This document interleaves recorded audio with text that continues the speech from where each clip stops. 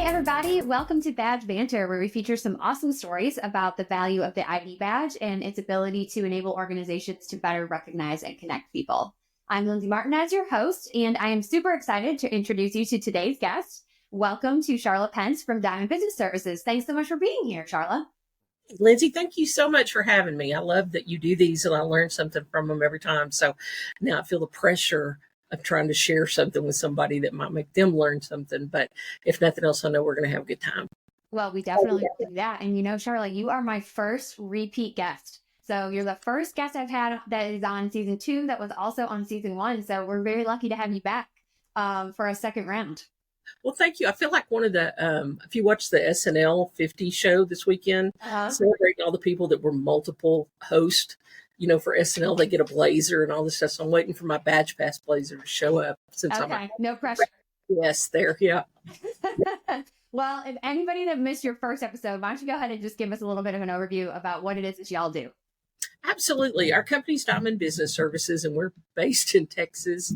And we're kind of in a rural area of Texas, but that's kind of been to our advantage because we're pretty agile in what we can do in the different products and vendors that we support. But our bread and butter is in identification, identifying individuals, identifying whose bank account goes with what debit card, identifying who's coming into a school or what they're bringing with them into a school. And we've been so fortunate that we're celebrating our 43rd year. We're a family business, and to go through all the different changes in economy and climates and in technology and still be here after 43 years is pretty exciting. So we love what we do. We've got fantastic customers and we've got obviously fantastic vendors. So we're excited, but we do photo identification. We do weapons detection. We do ATM and debit card issuance systems. So we kind of have a whole lot of different areas, but yet they all come back in because they're still identifying a person, a product, or a program. Oh, I love that. I've loved watching your company evolve over the years. It's been super fun. But I mean, I think you're right. At the end of the day, like all the solutions that you offer your customers, they all kind of come back to that centralized ID and giving the people the ability to better identify people. You know, you think about it, everything we've done and we work with emergency response people, and we'll have a disaster and they need to identify who can go back in to see their property after a problem. When COVID was here, you had to identify whether or not you had had a shot or not. Whenever you go to the TSA or any place like that, you've still got to go through and identify who you are. So the value that your name has and the value that your identity has is not going to get any less. It's going to keep getting bigger and bigger, more and more important. Well, I think you just transitioned so well into our first talking point for today. So, I mean, obviously you and I are both very passionate about identification. And very recently, Badge Pass has really started promoting this initiative. We're calling it Your Name Has Value. And so we've done a lot of research, and some of it's come from contributors like you and other partners of ours in the industry. And some of it's just come from straight up research and reading studies and different things that have been done about the importance of using people's names in daily interactions. And I think what's been really exciting for me is to see what an impact it makes just calling people by their name and how that impacts employee engagement at the office and employee retention, which Lord knows everybody's trying to keep employees. It's hard enough to hire and we don't want them to leave. Exactly. And student sense of safety and security in school, patient satisfaction, like you name it. So can you share a little bit about why this particular message resonates so much with you? Absolutely. I'll give you a couple reasons. And one of them has to do with a graphic that you guys used. And it says your name has value, and value is in different colors for every letter. And I grew up going to church, going to vacation Bible school, and there was a little song that said, you know, Jesus loves the little children, red and yellow, black and white. They are precious in his sight. And that's what that made me think of, is we are so precious in our sight, in our family sight, in our God sight, in anybody's sight, that sometimes we forget that because we have so many pulls, either from technology or school or stress or different things, that we forget how important we are. And there's so many people. I think K through 12 was probably my passion spot, even though we work in a lot of different markets. There's so many kids that you don't know what the story is behind the scene. You know who they are when they walk in the door. They're either the good kid, the bad kid, the kid that goes under the radar, whatever. But we forget the value that they need to feel in their own lives. And I think one of the first things they can do is when you call somebody by name, when Lindsay walks to the door and you go, "Hey, Lindsay, how are you doing? Man, I'm glad you're here today. High five. Have a great day." You can't help but kind of sit up straighter and smile more. Mm-hmm. So just that identifying it, who they are, and acknowledging that they are there in their presence, you don't know what you've done for that kid. And I think in this time when we've got so many pushes on and pulls on us that create that mental anxiety that a lot of kids are feeling, I think anything we can do to make them feel affiliated and make them feel recognized or identified is the most valuable part of the day. Because if they feel good about themselves, they're going to feel better about the way they learn. They're going to feel better about making friends. They're going to feel better every step of the way. That's the same thing for walking in a corporate Fortune 5000 company. You know, it's do I matter? Am I just a number? What's my potential down the road? Does anybody care? And I think we all need that affirmation every day. Yeah. Then you think about friendships and you think about relationships that we form. If I walk into a room full of black suits and white shirts, I have no idea who you are. But if I have an ID, I can walk up and say, "Hey, Mark, I'm Charlotte. It's nice to meet you. I just read your name." You just opened up connection. And I think that's what we all crave and need when it comes to security too. I think more than ever right now, people are craving that personal connection. You're so right. And it's interesting to me because I feel like this is the first time. I mean, I grew up in the identification industry. You did too. And so I think this is the first time that we've really like harnessed something that is about more than security. And so for so long, we've kind of talked about the badge being the foundation of security, and like you use it as a utility to accomplish, a means to an end or something like that. But for me, all of this messaging and focusing on it relates more to culture and community than security. And I'm really excited about a different approach to it because I think it's more impactful and more meaningful to people. And not that the security element didn't stay. Like, we didn't lose that in talking about this other aspect of the badge. If anything, we've only brought additional value to it. And I think that leveraging that and talking about that with our customers will get them excited. Like, think about how excited our schools and our companies that we work with will be about this. I think from a sales perspective, I think we've always gone to identity almost with a fear-based energy. If you don't have your ID, you don't know who's in your building. If you don't have your ID, you're not going to get to clock into your time card and get paid. If you don't have your ID, you're not going to get this. And all that is still 100% true. But again, back to that connection, back to that value. Hey, you're part of us and we want you to represent us, and your badge is going to make you the one identifier that we all have. I can go find t-shirts that have a logo on them, but that doesn't mean I'm part of them. If I have a credential that's been issued to me by my authority figures, whatever they are, then I'm now kind of in the club. I'm in the gang. That's a good feeling. We all want that. But I think it changes how we go to market. And I think it makes us more human in our application. Yeah. And I think whether it's K through 12 or, government facilities, it's that same thing. I feel like, not to be political, but I think in the last little 6 months, the political energy has kind of had us at ends with each other that don't see eye to eye with us. And I think we have to have that reconnection again. And I think that's perfect timing for this to me. I'm not going to put my political affiliation on my badge, but I'm going to know who you are, and I'm going to walk up and have a conversation with you. Yeah. I'm going to be a kid that feels like they have value, and I'm excited to come to school.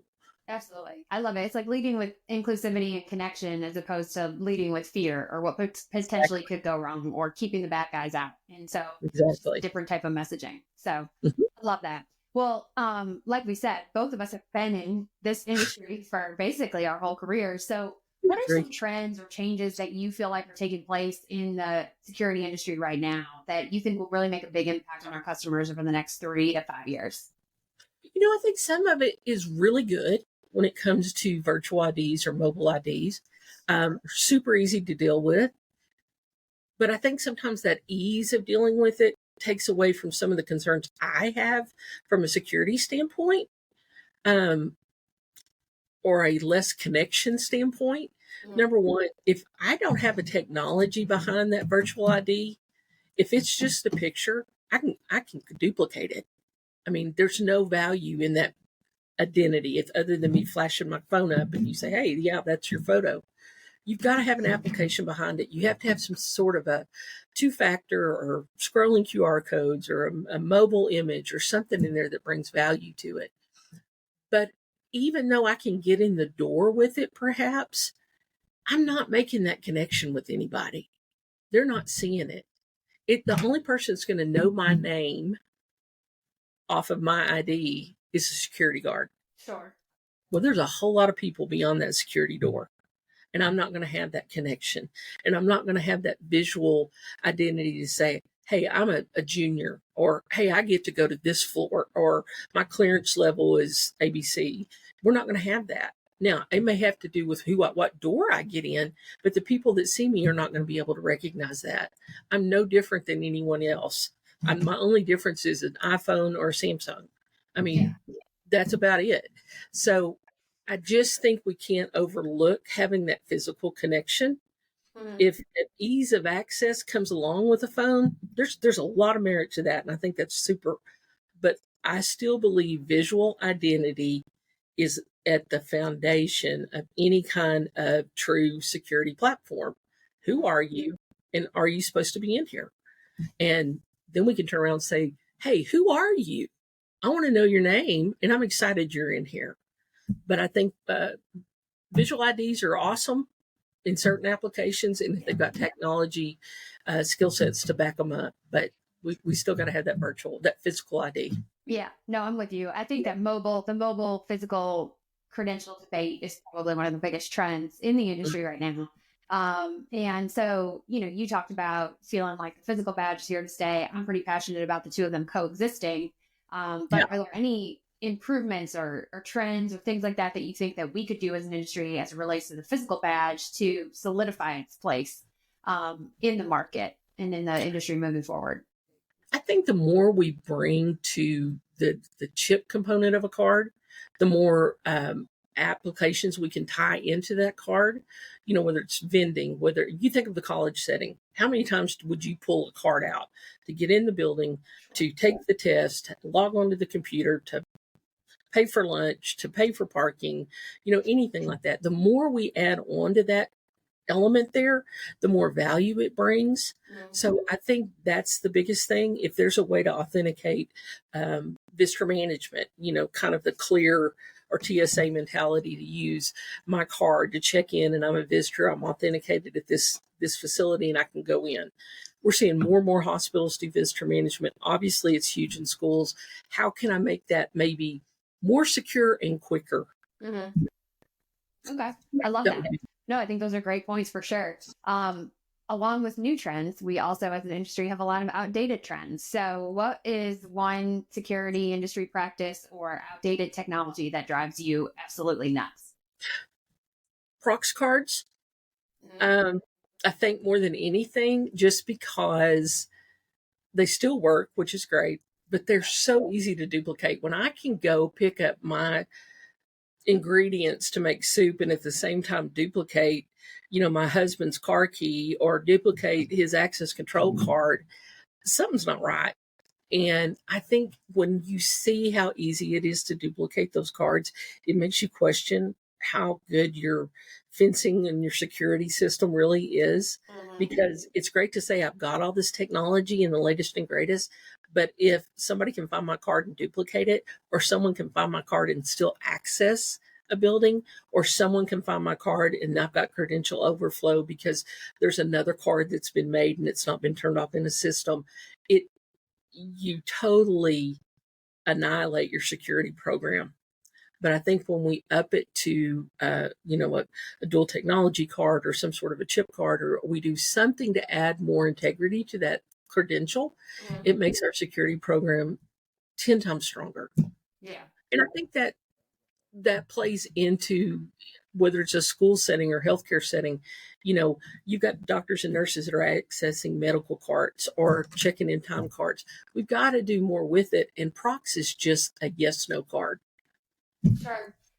Let me ask you this. I can have opinions either way when it comes to prox, and I'm pretty vocal on my feelings about it. And I feel like if as an industry we wanted to get rid of prox, we would have gotten rid of prox. Like we've been killing it. So we're like shooting ourselves in the foot a little bit, manufacturing it, selling it at low price points, making it competitively priced where it's not advantageous for our customer to switch to smart. I mean, like at the end of the day, it still works. And it cost me a bunch of money to move to something else. Like, maybe I'm going to stick with it. So, but do you think that there's stuff that we could do other than just educating people, like telling them, hey, here's why you should move to smart? Or do you think that prox is just one of these things that's going to be a less secure technology and we're going to have it forever? I think you're still going to have it a lot forever. I think one of the, if you've dealt in the financial market, you've gone through EMV and you've still got people that all they're going to do is do a max stripe card. The technology in EMV has transitioned that milestones away, but in the fuel and gas industry, they're just now getting around to it because you got to change out all the pumps. So it goes back to the same thing you're saying. It's cheap, it's easy, it works. That's great. But does the work outweigh the threat? The threat that I'm going to get that badge compromised. I think we've seen prices come down on other technology cards. I think that's a huge helpmate. Sure. You've got some new vendors out there that have got some really strong credentials they're bringing to the market.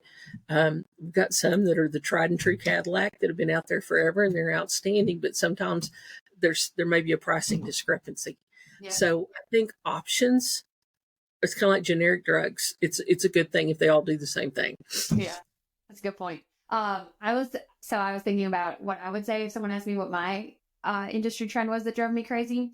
And it would be blank white, non-printed, personalized cards when people wear them. Like, it drives me nuts when I'm at lunch and someone walks in with like a badge reel and a blank white card.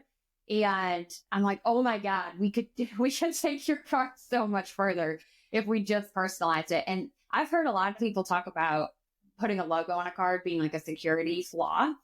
That now everybody knows what that key opens to your building. But I think that there's two counterpoints to that. I mean, number one, we're not taking into consideration the sense of community and the culture aspect of what we create by giving people a badge that like they're part of this group or team. Like I take ownership in like, hey, I work at Badge Pass. It's branding for your company out in the field on a daily basis. I see those badges. Other people see those badges. So it's like a walking billboard. But also like if you're using the card for a lot of stuff, people will report it when it's missing, because they need it to do things. So anyway, that would be mine. Well, we had a customer, it's funny you say that they do a lot of, I'm not going to name names, but they do a lot of authentication that's very secure. And they didn't want their logo on the card. They wanted first name only and a photo, and that was it. But yet they wanted these awesome, super customized lanyards to wear the card with no identity on it. And I thought, why is the lanyard's okay to have your logo and name on, but the card's not okay and they're attached? That seemed kind of backwards to me, but the customer's always right. Yeah, I get that for sure. Well, all good points, great talking points. It was fun going over some of these things with you. I know we could talk about it all day, but we don't have time for that. So I appreciate your insight and your ideas. And you definitely bring a great perspective to it.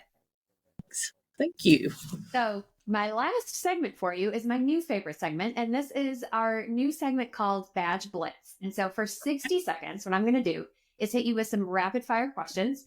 I did not send these to you in advance. You cannot prep for these. There is no right or wrong answer. Just go with your gut. And this will be a good way for our viewers to get to know you a little bit better and some of your opinions and ideas. Okay, fire away. So we're going to set this old school timer for 1 minute, and I will hit you with as many as we can fit in. Okay. All right. If you didn't work in the identification industry, what job would you have? Initially, I would have said a special education teacher, because I love being able to make that difference. And I think now, if you ask me, I would work with an adoption agency. Oh, I could see that for you. That's awesome. What is one design element or security feature that you think should be mandatory on every ID badge? I think some sort of color coding, because I think whether you have a need for it now or not, if you bring color to a badge, it doesn't cost you anymore. Yeah. And that's another element you can do that adds value and adds uniqueness to what you're trying to do. Like it. All right. Favorite ID accessory. Are you a lanyard, reel, or clip girl? I'm a lanyard gal. I get my badge clip. I don't like how they crimp your clothes. That's just me. I'm a lanyard gal. Plus, I think it's another design and branding element. All right. I'm going to ask you one more question, even though we ran out of time. Would you rather explain the difference between smart cards and prox cards to a toddler or to your grandparents? Oh, that's painful. I'm going to say a toddler, because I could say prox card. No. Smart card, Prox card. Yes. That's how I'd go about it. Nice. I don't have to answer why. Yeah, that's fair. All right. Awesome. Well, thank you for joining us. Thank you for doing this segment with us. We really appreciated having you. And it was a lot of fun, as always, to catch up with you, Charlotte. You too, Lindsay. Thank you for this. And thank you for bringing fun technology to the masses here, which we love. And we're looking forward to some exciting things to do with Badge Fest this year. Awesome. So I appreciate that. Well, to all of our listeners, we hope you'll join us next time as we take you beyond the badge.